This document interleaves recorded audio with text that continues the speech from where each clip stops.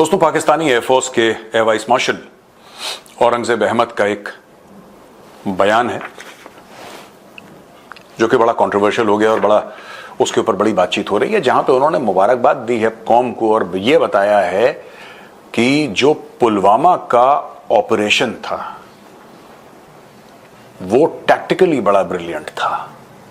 यानी पुलवामा वो है जहां पे एक आतंकवादी ने, जिसका नाम आदिल अहमद डर था, उसने सुसाइड बॉम्बिंग करी थी और उसने 40 सीआरपीएफ के जो हमारे भाई थे वो उसमें वीरगति को प्राप्त हो गए थे, तो उसकी बड़ी तारीफ कर रहे थे।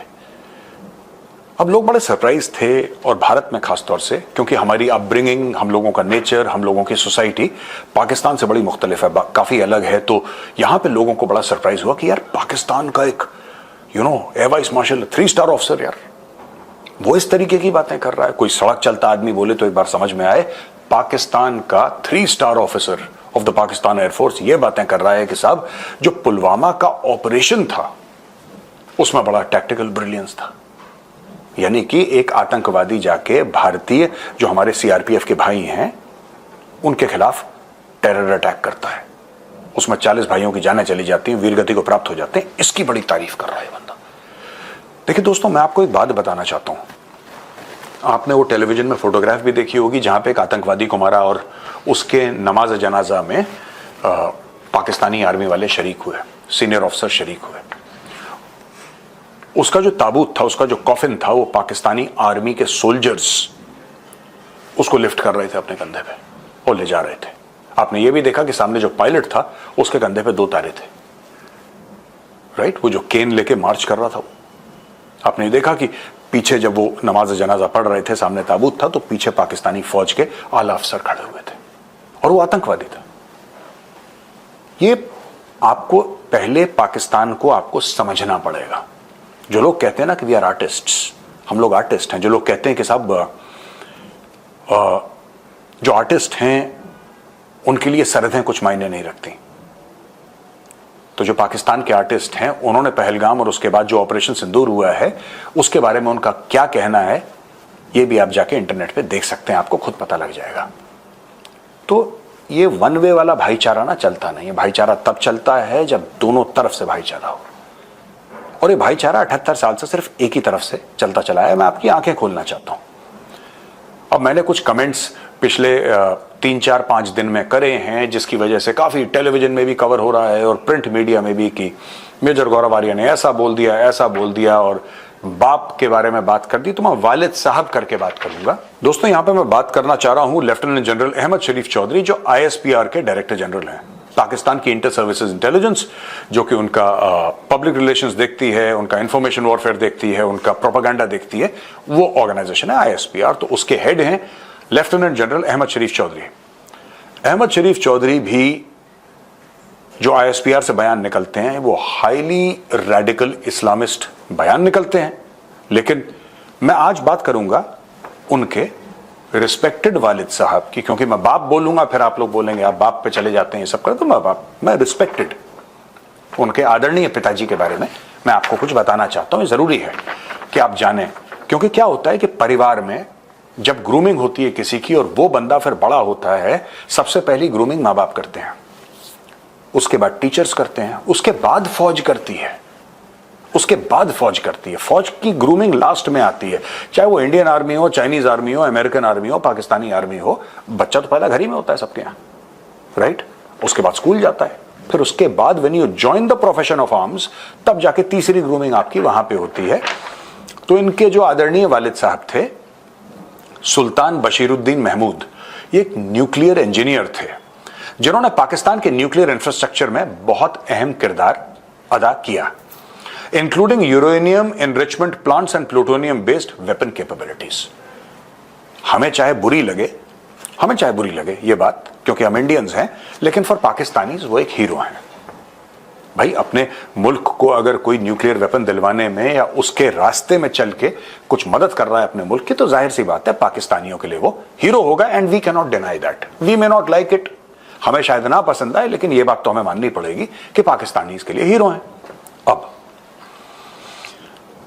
1998 में ये रिटायर कर जाते हैं और सुल्तान बशीरुद्दीन महमूद, आदरणीय पिताजी डीजी आईएसपीआर के जनरल साहब के, उम्मा तामीर नौ यूटीएन, उम्मा तामीर नौ एक ऑर्गेनाइजेशन, एक एनजीओ चलाते हैं और ये तालिबान कंट्रोल्ड अफगानिस्तान में काम करती है। ये उस समय तालिबान का राज होता है और ये लोग वहां पे अपना काम करते हैं, राइट। और दुनिया को ये बताया जाता है कि ये एक एनजीओ है उम्मा तामीर नौ और इसका काम है स्कूल बनाना, इंफ्रास्ट्रक्चर बनाना, ये सभी करते हैं। अब अगस्त 2001 में यही सुल्तान बशीरुद्दीन महमूद साहब, इनके वालिद लेफ्टिनेंट जनरल अहमद शरीफ चौधरी जो आज के डीजी आईएसपीआर हैं, उनके वालिद साहब and his colleague Chaudhry Abdul Majeed, ये जाके सन 2001 में ओसामा बिन लादेन से मिलते हैं। ये गए थे स्कूल बनाने के लिए, स्कूल नहीं बना पाए ये, ओसामा बिन लादेन से और ऐमान अल जवाहिरी से ये लोग मिलते हैं और कहते हैं कि साहब हम न्यूक्लियर साइंटिस्ट हैं और आप बताइए आपको क्या चाहिए, क्योंकि आप जो कर रहे हैं लार्जर कॉज के लिए हम इससे बड़े इंप्रेस्ड हैं और हम आपकी मदद करना चाहते हैं। तो ये लोग दोनों के दोनों ये जाते हैं, यानी कि सुल्तान बशीरुद्दीन महमूद और उनके मित्र चौधरी अब्दुल मजीद, ये ओसामा बिन लादेन से और ऐमान अली जवाहिरी से मिलते हैं और न्यूक्लियर, केमिकल और बायोलॉजिकल वेपन्स की टेक्नोलॉजी शेयर करने की बातें करते हैं। जाहिर सी बात है रिटायर हो चुके हैं तब तक पाकिस्तान के न्यूक्लियर प्रोग्राम से, लेकिन जो नॉलेज है वो तो है और जो एक्सेस है वो तो है। अब रिटायर हो जाते हैं इसका मतलब थोड़ा ना जिस दिन अगर कोई रिटायर होता है, कोई साइंटिस्ट या डॉक्टर कोई रिटायर हो जाए, वो डॉक्टरी थोड़ा ना भूल जाता है। जिस अस्पताल में उसने 30 साल काम करा उस अस्पताल में उसके कॉन्टैक्ट्स तो हैं, उसके जूनियर्स तो हैं वहां पे।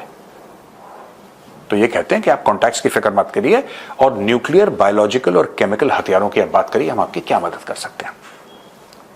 अच्छा, ये बातें सुन के दुनिया में कंसर्न हो जाता है कि भाई ये आतंकवादियों को न्यूक्लियर, केमिकल और बायोलॉजिकल हथियार देने की बात कर रहे हैं। तो घंटियां बजती हैं, अलार्म बेल्स बजती हैं, ठीक है।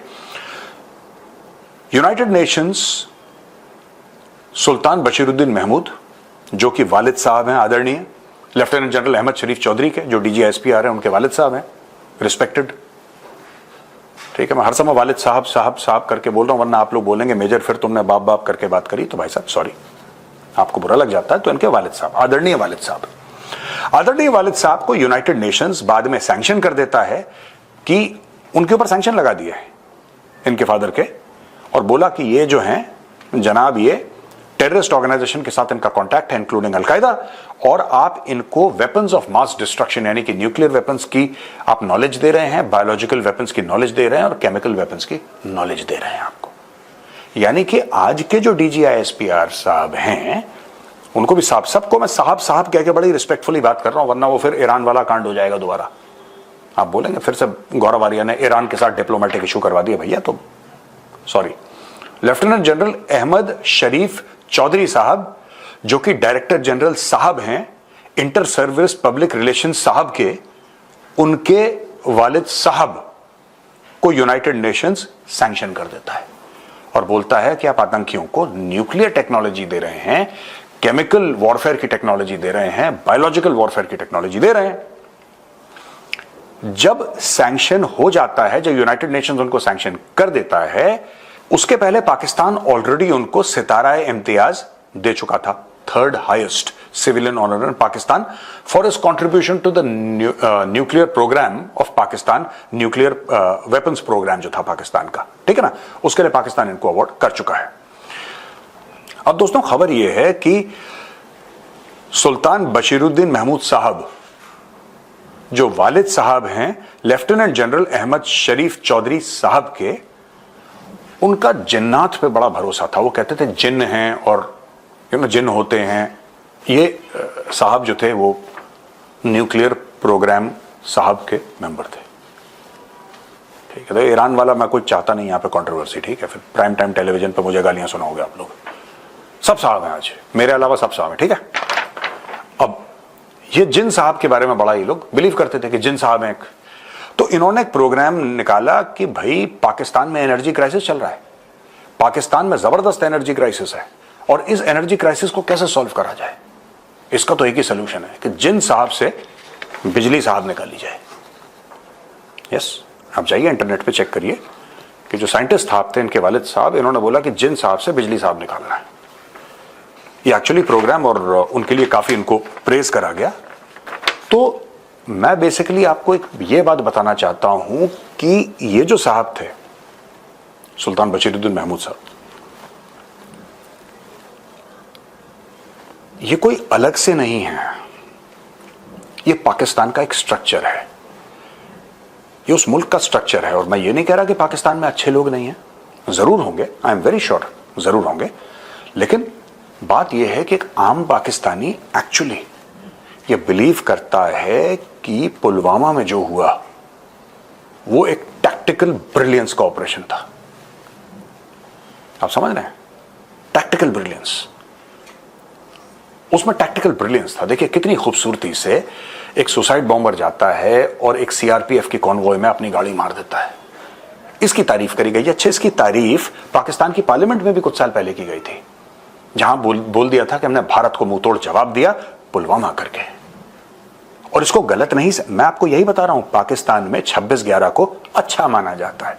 यह मैं आपको बता रहा हूं। आपको लगता है ना कि आतंकवादी घटना हो गई और आतंकवादी एक वाकया हो गया, बहुत गंदा, बहुत दर्दनाक, मुंबई का दिल दहल गया ना।